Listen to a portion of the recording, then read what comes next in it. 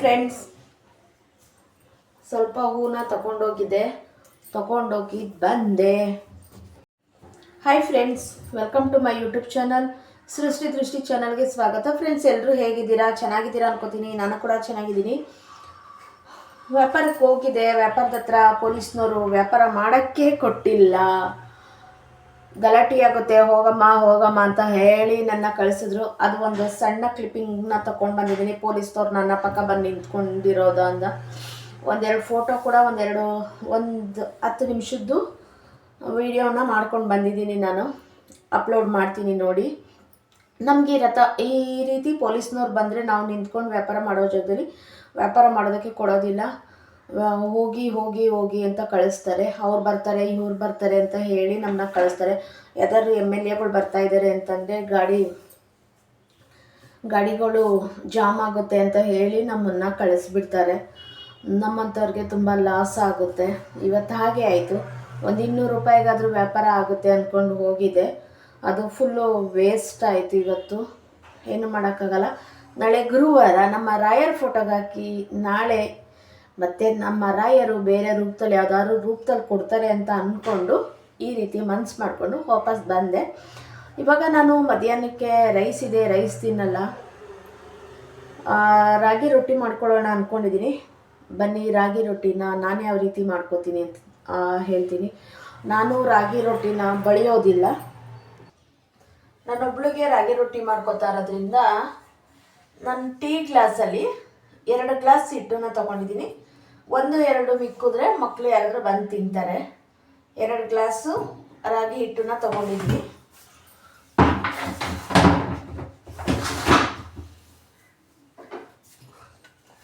ಈ ಜಾರಲ್ಲಿ ಹಾಕ್ಕೊಂಡಿದ್ದೀನಿ.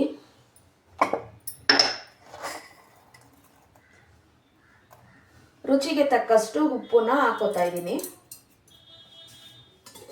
ಹಾಗೆ ರುಬ್ಬೋದಕ್ಕೆ ನೀರು ಕೂಡ ಹಾಕೋತಾ ಇದ್ದೀನಿ. ಮಿಕ್ಸಿ ಮಾಡ್ಕೊಂಡು ಬರ್ತೀನಿ. ಇವಾಗ ಈ ರೀತಿ ರುಬ್ಕೊಂಡು ಬಂದಿದ್ದೀನಿ. ಉಪ್ಪು ಮತ್ತು ರಾಗಿ ಹಸಿಟ್ಟನ್ನ 2 ಹಾಕ್ಕೊಂಡು ರುಬ್ಕೊಂಡು ಬಂದಿದ್ದೀನಿ ನಾನು. ಇವಾಗ ಒಂದು ಪಾತ್ರೆಗೆ ಹಾಕೋತೀನಿ.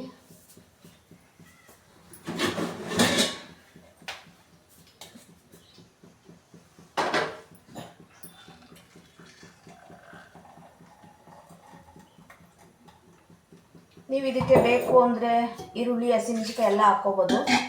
ನಾನು ಹಾಕ್ಕೋತಾ ಇಲ್ಲ, ಹಾಗೆ ಮಾಡ್ಕೋತಾ ಇದ್ದೀನಿ. ಸ್ವಲ್ಪ ನೀರು ಕೂಡ ಸೇರಿಸ್ಕೊಂಡೆ.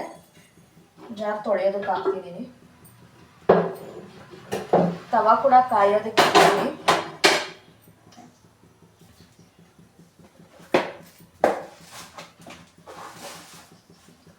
ಒಂದು ಅರ್ಧ ಸ್ಪೂನಷ್ಟು ಜೀರಿಗೆನ ಹಾಕೋತಾ ಇದ್ದೀನಿ ನಾನು.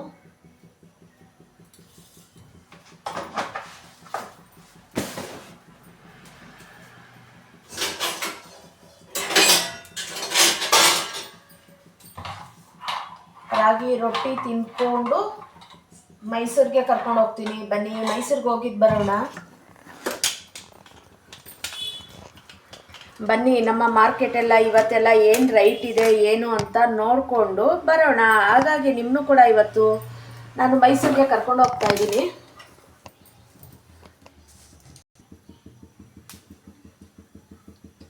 ನೀವು ತುಪ್ಪ, ಎಣ್ಣೆ ಏನಾದರೂ ಸವರ್ಕೋಬೋದು.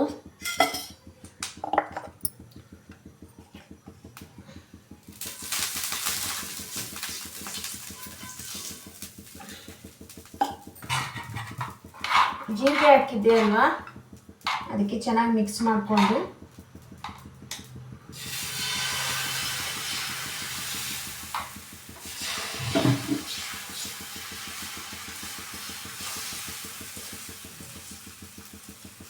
ರೊಟ್ಟಿ ಥರನೇ ಬಳಿತಾ ಇದ್ದೀನಿ ಸೌಟಲ್ಲಿ.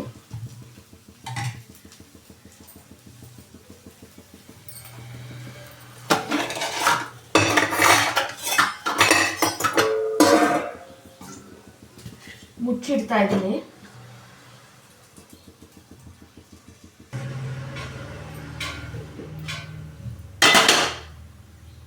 ಈಗ ಮೇಲೆ ಒಂಚೂರು ತುಪ್ಪ ಹಾಕೋತಾ ಇದ್ದೀನಿ ನಾನು.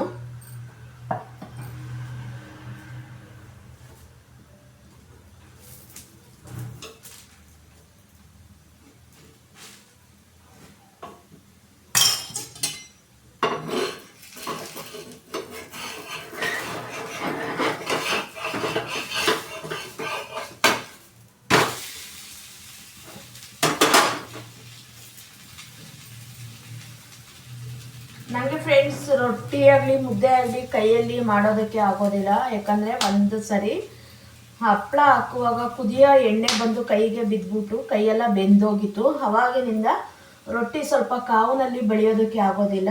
ಹಾಗಾಗಿ ನಾನು ಈ ರೀತಿಯೇ ರೊಟ್ಟಿನ ಮಾಡ್ಕೊಳ್ಳೋದು, ಇಲ್ಲಾಂದರೆ ತಟ್ಟ ರೊಟ್ಟಿನ ಮಾಡ್ಕೋತೀನಿ. ಬಳಿಯೋದಕ್ಕೆ ಆಗೋದಿಲ್ಲ, ಕೈಯೆಲ್ಲ ಮತ್ತೆ ಬಿಸಿ ಕಾವು ಬಿದ್ದರೆ ಒಪ್ಪಳೆ ಬಂದುಬಿಡುತ್ತೆ. ಹಾಗಾಗಿ ನಾನು ಬಳಿಯೋ ರೊಟ್ಟಿನ ಮಾಡೋದಿಲ್ಲ. ಇವಾಗ ನೋಡಿ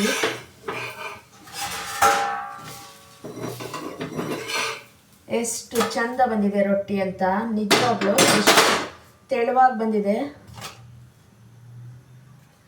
ಬನ್ನಿ ಇವಾಗ ತಿನ್ಕೊಂಡು ಮೈಸೂರಿಗೆ ಹೋಗೋಣ.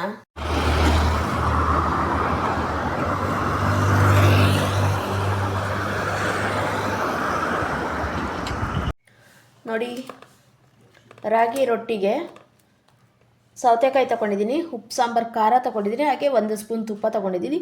ಇವಾಗ ಈ ರೊಟ್ಟಿ ತಿಂದು ಮೈಸೂರಿಗೆ ಹೊರಡೋಣ.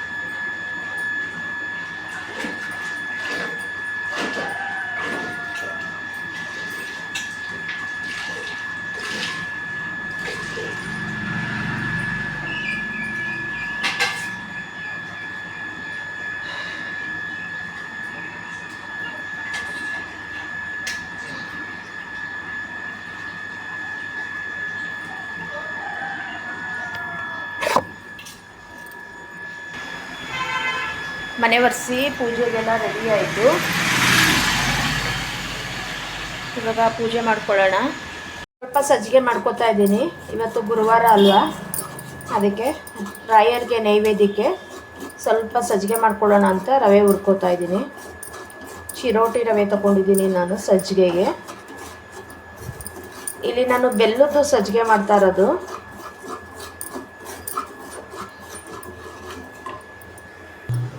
ಈ ಕಡೆ ನೋಡಿ, ಸಾಂಬ್ರಾಣಿ ಬತ್ತಿ ಹಾಕೋದಕ್ಕೆ ಹಾಕೋದಕ್ಕೆ ನಾನು ಧೂಪ ಹಾಕೋದಕ್ಕೆ ನಮ್ಮ ಮನೇಲಿ ನೀರೊಲೆ ಇಲ್ಲ. ಹಾಗಾಗಿ ನಾನು ಈ ರೀತಿ ಕಂಟನ ಉಪಯೋಗಿಸಿ ನಾನು ಕೆಂಡನ ಮಾಡ್ಕೋತೀನಿ. ಈ ಕಡೆ ಸಜ್ಜಿಗೆ ಕೂಡ ರೆಡಿ ಆಗ್ತಿದೆ. ನಾನು ಬೆಲ್ಲದ್ದು ಸಜ್ಜಿಗೆ ಮಾಡ್ಕೋತಾ ಇದ್ದೀನಿ.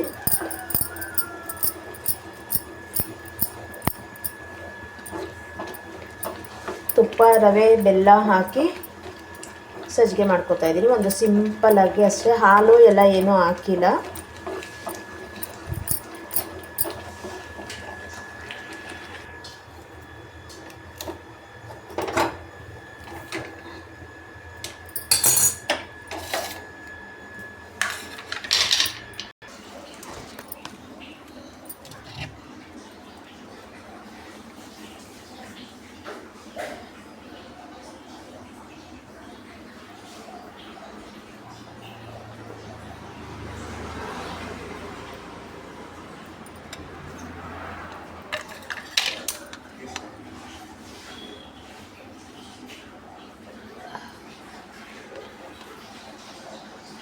ಪೂಜೆ ಆಯಿತು.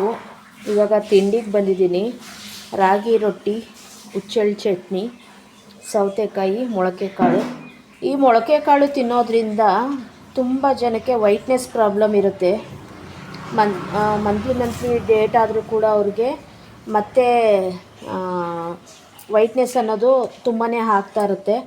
ಅಂಥವ್ರಿಗೆ ಇದು ಮನೆಯ ಮದ್ದು, ರಾಮಬಾಣ ಅಂತಲೇ ಹೇಳ್ಬೋದು. ಈ ರೀತಿ ಮೊಳಕೆ ಕಟ್ಟಿ ಬೆಳಗ್ಗೆ ಹೊತ್ತು ಖಾಲಿ ಹೊಟ್ಟೆಯಲ್ಲಿ ತಿನ್ನೋದ್ರಿಂದ, ಅಂದರೆ 1 ಲೋಟ ಬಿಸಿನೀರು ಕುಡಿದಾದ್ಮೇಲೆ ತಿಂಡಿಗೂ ಮುಂಚೆ ಇದನ್ನು ಮೊಳಕೆ ಕಾಳು ತಿನ್ನೋದ್ರಿಂದ ಆ ವೈಟ್ನೆಸ್ ಅನ್ನೋದು ತುಂಬಾ ಕಮ್ಮಿ ಆಗುತ್ತೆ. ಮತ್ತು ಮುಖದಲ್ಲಿ ಪಿಂಪಲ್ಸ್ ಇರೋರಿಗೂ ಕೂಡ ಇದು ರಾಮಬಾಣ ಅಂತಲೇ ಹೇಳ್ಬೋದು.